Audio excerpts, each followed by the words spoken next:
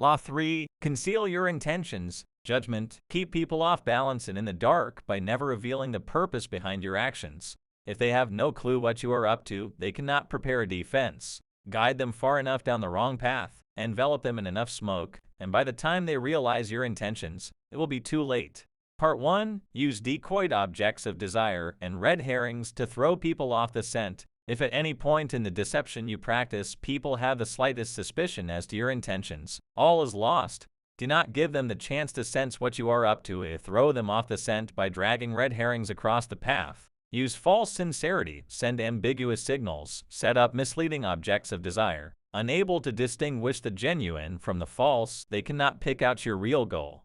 Transgression of the law. Over several weeks, Ninon de Lenclos, the most infamous courtesan of 17th century France, listened patiently as the Marquis de Savigny explained his struggles in pursuing a beautiful but difficult young countess. Ninon was 62 at the time and more than experienced in matters of love. The Marquis was a lad of 22, handsome, dashing, but hopelessly inexperienced in romance. At first, Ninon was amused to hear the Marquis talk about his mistakes, but finally she had had enough. Unable to bear ineptitude in any realm, least of all in seducing a woman, she decided to take the young man under her wing.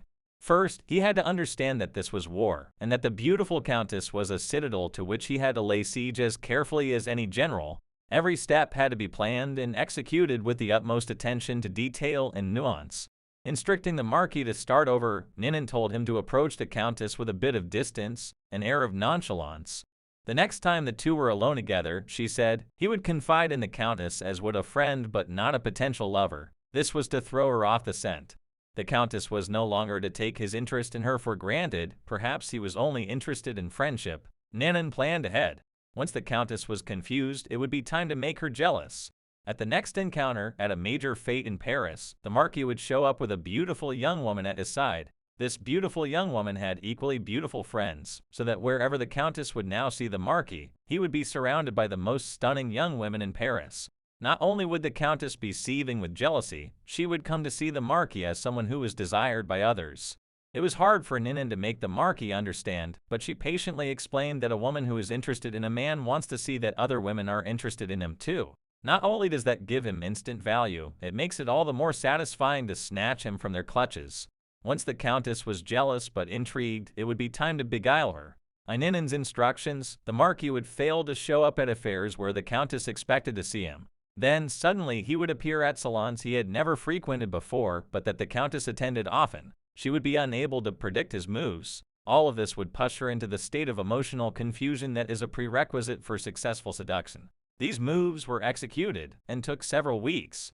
Ninon monitored the Marquis's progress through her network of spies. She heard how the countess would laugh a little harder at his witticisms, listen more closely to his stories. She heard that the countess was suddenly asking questions about him. Her friends told her that at social affairs the countess would often look up at the Marquis, following his steps. Ninon felt certain that the young woman was falling under his spell. It was a matter of weeks now, maybe a month or two, but if all went smoothly, the citadel would fall. A few days later, the Marquis was at the countess's home. They were alone. Suddenly he was a different man. This time acting on his own impulse, rather than following Ninon's instructions, he took the countess's hands and told her he was in love with her. The young woman seemed confused, the reaction he did not expect. She became polite, then excused herself. For the rest of the evening she avoided his eyes, was not there to say good night to him. The next few times he visited, he was told she was not at home. When she finally admitted him again, the two felt awkward and uncomfortable with each other. The spell was broken. Interpretation. Ninon de Lenclos knew everything about the art of love. The greatest writers, thinkers, and politicians of the time had been her lovers, men like La Rochefoucauld, Molière, and Richelieu. Seduction was a game to her to be practiced with skill. As she got older and her reputation grew, the most important families in France would send their sons to her to be instructed in matters of love. Ninon knew that men and women are very different, but when it comes to seduction they feel the same. Deep down inside, they often sense when they are being seduced, but they give in because they enjoy the feeling of being led along. It is a pleasure to let go and to allow the other person to detour you into a strange country. Everything in seduction, however, depends on suggestion. You cannot announce your intentions or reveal them directly in words. Instead, you must throw your targets off the scent. To surrender to your guidance, they must be appropriately confused. You have to scramble your signals, appear interested in another man or woman, the decoy, then hint at being interested in the target, then feign indifference, on and on. Such patterns not only confuse, they excite. Imagine this story from the Countess's perspective. After a few of the Marquis's moves, she sensed the Marquis was playing some sort of game, but the game delighted her. She did not know where he was leading her, but so much the better. His moves intrigued her, each of them keeping her waiting for the next one. She even enjoyed her jealousy and confusion, for sometimes any emotion is better than the boredom of security. Perhaps the Marquis had ulterior motives. Most men do, but she was willing to wait and see, and probably if she had been made to wait long enough, what he was up to would not have mattered. The moment the Marquis uttered that fatal word love, however, all was changed. This was no long-air game with moves, it was an artless show of passion. His intention was revealed. He was seducing her. This put everything he had done in a new light. All that before had been charming now seemed ugly and conniving. The Countess felt embarrassed and used. A door closed that would never open again. Do not be held a cheat, even though it is impossible to live today without being one. Let your greatest cunning lie in covering up what looks like cunning. Bellassar Gratian 1601 to 1658. Observance of the law. In 1850, the young Otto von Bismarck, then a 35-year-old deputy in the Prussian parliament, was at a turning point in his career. The issues of the day were the unification of the many states, including Prussia, into which Germany was then divided, and a war against Austria, the powerful neighbor to the south that hoped to keep the Germans weak and at odds, even threatening to intervene if they tried to unite. Prince William, next in line to be Prussia's king, was in favor of going to war, and the parliament rallied to the cause, prepared to back any mobilization of troops. The only ones to oppose war were the present king, Frederick William IV, and his ministers, who preferred to appease the powerful Austrians. Throughout his career, Bismarck had been a loyal, even passionate supporter of Prussian might and power. He dreamed of German unification, of going to war against Austria, and humiliating the country that for so long had kept Germany divided. A former soldier, he saw warfare as a glorious business. This, after all, was the man who years later would say, "The great questions of the time will be decided, not by speeches and resolutions, but by iron and blood." Passionate patriot and lover of military glory, Bismarck nevertheless gave a speech in Parliament at the height of the war fever that astonished all who heard it. "Woe unto the statesman," he said, "who makes war without a reason that will still be valid when the war is over. After the war, you will all look differently at these questions. Will you then have the courage to turn to the peasant contemplating the ashes of his farm, to the man who has been crippled, to the father who has lost his children?" Not only did Bismarck go on to talk of the madness of this war, but, strangest of all, he praised Austria and defended her actions. This went against everything he had stood for. The consequences were immediate. Bismarck was against the war. What could this possibly mean? Other deputies were confused, and several of them changed their votes. Eventually the king and his ministers won out, and war was averted. A few weeks after Bismarck's infamous speech, the king, grateful that he had spoken for peace, made him a cabinet minister. A few years later, he became the Prussian premier. In this role, he eventually led his country and a peace-loving king into a war against Austria, crushing the former empire and establishing a mighty German state, with Prussia at its head. Interpretation. At the time of his speech in 1850, Bismarck made several calculations. First, he sensed that the Prussian military, which had not kept pace with other European armies, was unready for war that Austria, in fact, might very well win, a disastrous result for the future.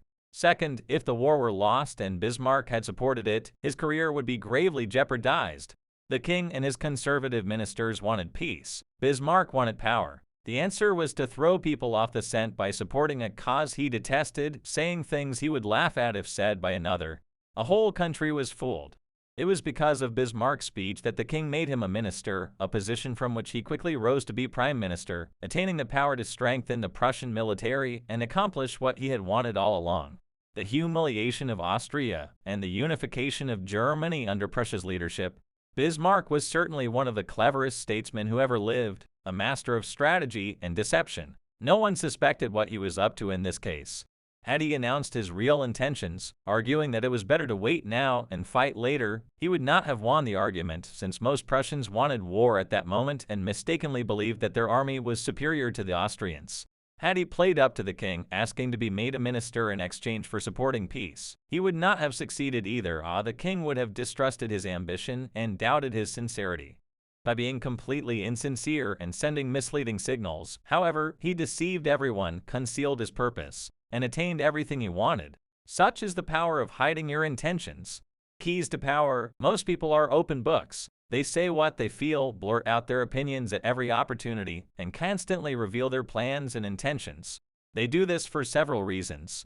First, it is easy and natural to always want to talk about one's feelings and plans for the future. It takes effort to control your tongue and monitor what you reveal. Second, many believe that by being honest and open, they are winning people's hearts and showing their good nature. They are greatly deluded. Honesty is actually a blunt instrument, which bloodies more than it cuts. Your honesty is likely to offend people. It is much more prudent to tailor your words, telling people what they want to hear rather than the coarse and ugly truth of what you feel or think. More important, by being unabashedly open, you make yourself so predictable and familiar that it is almost impossible to respect or fear you, and power will not accrue to a person who cannot inspire such emotions. If you yearn for power, quickly lay honesty aside and train yourself in the art of concealing your intentions. Master the art, and you will always have the upper hand. Basic to inability to conceal one's intentions is a simple truth about human nature. Our first instinct is to always trust appearances. We cannot go around doubting the reality of what we see and hear, constantly imagining that appearances concealed something else would exhaust and terrify us. This fact makes it relatively easy to conceal one's intentions. Simply dangle an object you seem to desire, a goal you seem to aim for, in front of people's eyes, and they will take the appearance for reality. Once their eyes focus on the decoy, they will fail to notice what you are really up to. In seduction, set up conflicting signals, such as desire and indifference, and you not only throw them off the scent, you inflame their desire to possess you. A tactic that is often effective in setting up a red herring is to appear to support an idea or cause that is actually contrary to your own sentiments. Bismarck used this to great effect in his speech in 1850. Most people will believe you have experienced a change of heart, since it is so unusual to play so lightly with something as emotional as one's opinions and values. The same applies for any decoyed object of desire. Seem to want something in which you are actually not at all interested, and your enemies will be thrown off the scent, making all kinds of errors in their calculations. During the War of the Spanish Succession in 1711, the Duke of Marlborough, head of the English army, wanted to destroy a key French fort because it protected a vital thoroughfare into France. Yet he knew that if he destroyed it, the French would realize what he wanted to advance down that road. Instead, then, he merely captured the fort and garrisoned it with some of his troops, making it appear as if he wanted it for some purpose of his own.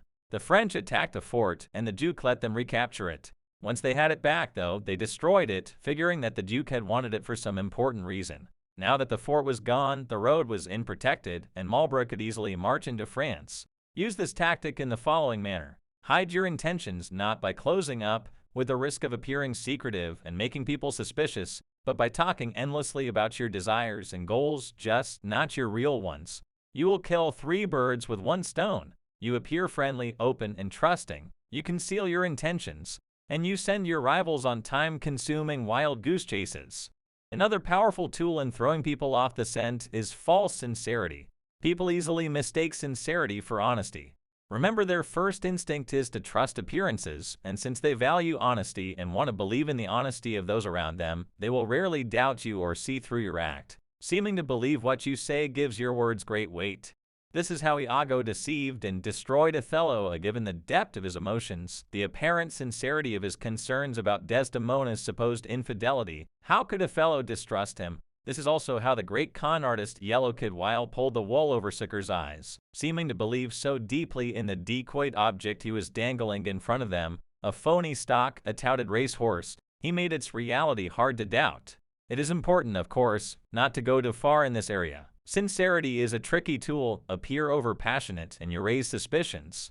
Be measured and believable, or your ruse will seem to put on that it is. To make your false sincerity an effective weapon in concealing your intentions, espouse a belief in honesty and forthrightness as important social values. Do this as publicly as possible. Emphasize your position on this subject by occasionally divulging some heartfelt thought, though only one that is actually meaningless or irrelevant, of course.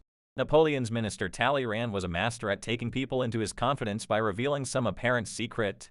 This feigned confidence, a decoy, would then elicit aerial confidence on the other person's part. Remember, the best deceivers do everything they can to cloak their roguish qualities. They cultivate an air of honesty in one area to disguise their dishonesty in others. Honesty is merely another decoy in their arsenal of weapons.